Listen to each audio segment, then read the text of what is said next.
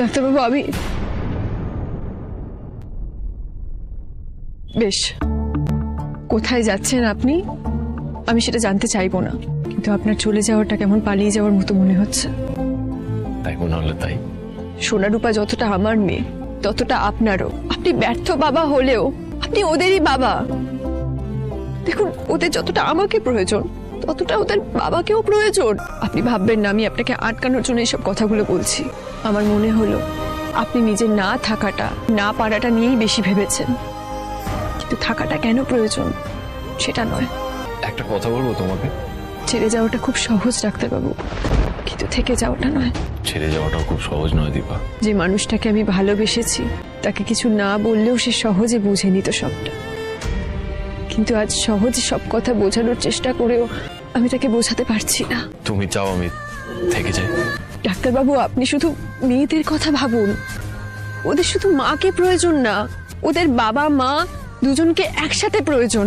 দীপা দেখো, তুমি কি চাও আমি কিন্তু তোমার থেকে শুনেছি। আমারও কিছু চাওয়ার আছে তোমার কাছ থেকে, শুনবে প্লিজ? বলুন। কথা দাও আজকের পর আর কখনো আমার খোঁজ করবে না, তোমরা কেউ না। দেখো আমি তো বললাম আমি সবটা কেটে দিয়েছি, তাই আমি একটু দূরে গিয়ে নিজের মতো থাকতে চাই, একটু আমার মতো করেই বলতে পারো বাঁচতে চাই। এটুকু কথা রেখো। আপনি ফিরবেন না আর? না, আমি সবকিছু গুছিয়ে রেখেই যাচ্ছি।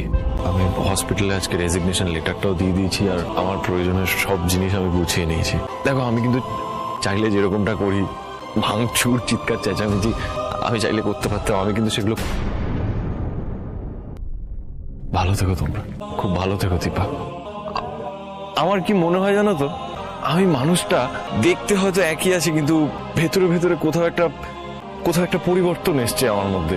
আমি না আগের মতো নেই জানো তো, আমার বোধহয় আর ভালোবাসা যায় না, তাই না দীপা?